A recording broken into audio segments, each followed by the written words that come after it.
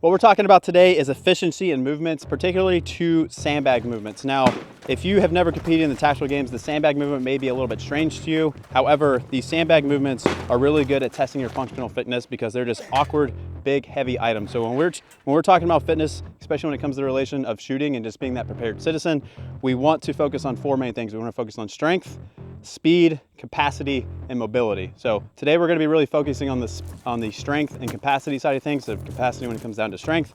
So what I want to do today is, since we're talking specifically about this one sandbag movement, is I'm going to demonstrate how to do this movement efficiently, how to get through the bag movement quickly so I'm not under load for a long period of time, so that way I'm not as tired. And then we're going to shoot a whole tactical game stage so I can demonstrate a stage that's just sandbag movements and see how I do. So this particular sandbag movement, what I'm doing is I'm picking this sandbag up and I'm putting it over this yoke. This yoke is 52 inches tall.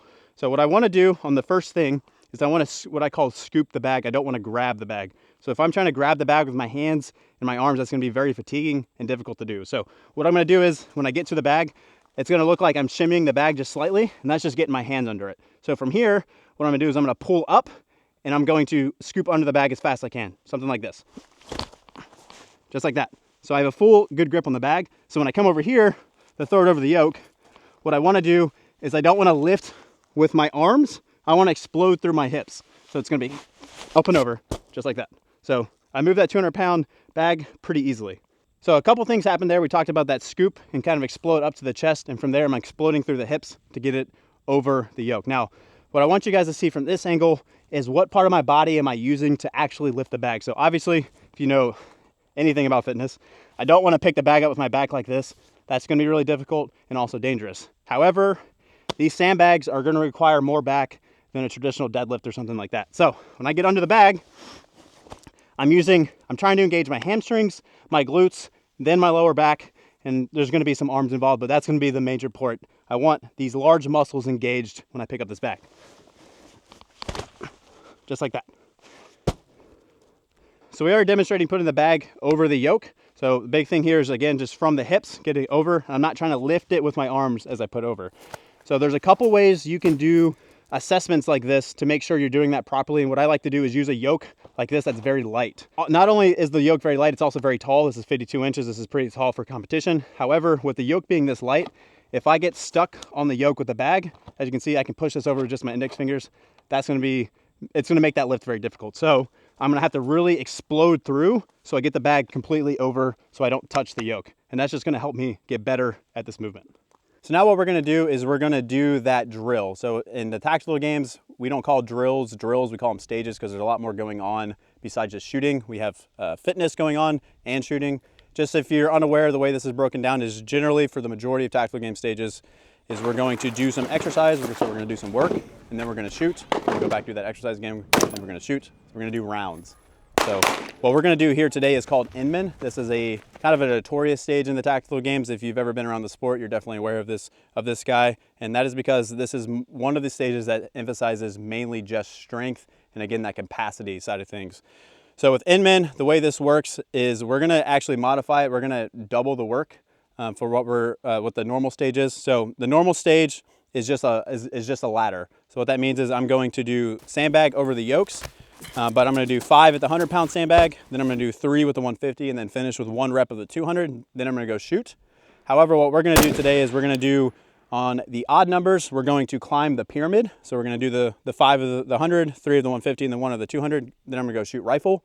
And then when I come back for my even number round, so 2, 4, 6, and 8, I'm going to descend the pyramid. So I'll start with the 100 or the 200 and finish with the 100.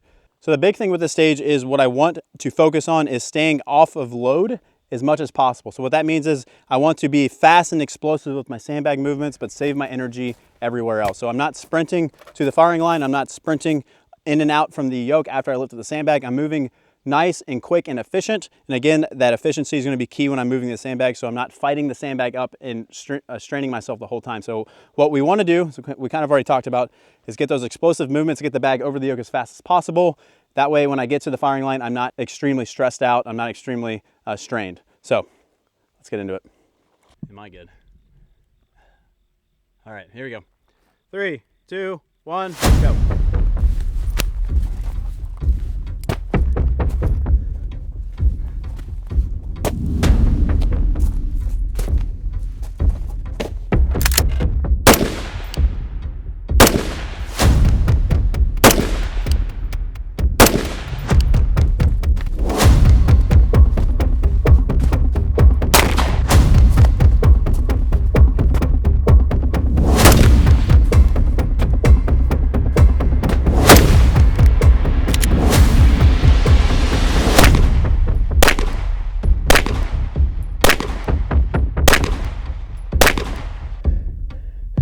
right, let's talk about the hits real quick. So this is the pistol target. This was shot at 10 meters. These are about 2.5-inch circles and then 3-inch squares. So the way the scoring works on this is it's total time that it took me to do the work and all of the shooting plus 10 seconds per miss. So here we have 7 total misses. So let's walk over to the rifle and take a look at that guy. So I will say that drill was a lot worse than I was expecting it to be. It went pretty quick. 13:59 is pretty fast. Now, one of the points that I forgot to mention earlier is that when I'm picking up that sandbag, a big thing I don't want to do is rotate my body as I lift it over. So if I pick up the bag with the yoke like off to my side and I rotate through as I pull the bag over, I'm using all oblique and abdominal muscles as I do that, and that's going to be very, very fatiguing, and it's going to be a high risk of injury. So a big thing you want to do is if you're lifting a bag over, you just want to make sure you're square to it before you make that explosive movement. Now, explosive movements do take more energy to perform the movement. However, again, like we were talking about, we want to be under load less amount of time. So what that means is, yes, I'm going fast and I'm going pretty hard as I lift that bag, but I'm not holding that bag for a long time. So in the long run, I'm under stress in a less amount of time. So what we have here, this is our rifle target. This is actually an easy rifle target, so I should have shot this a lot better. So this is at 50 meters, again, same size target. So this generally should be about a 70, 80 meter target. We're looking for 4 MOA targets when we shoot tactical games, so that's a little bit easy. So we got 1, 2, 3, 4, 5, 6, 7, 8, 9, 10.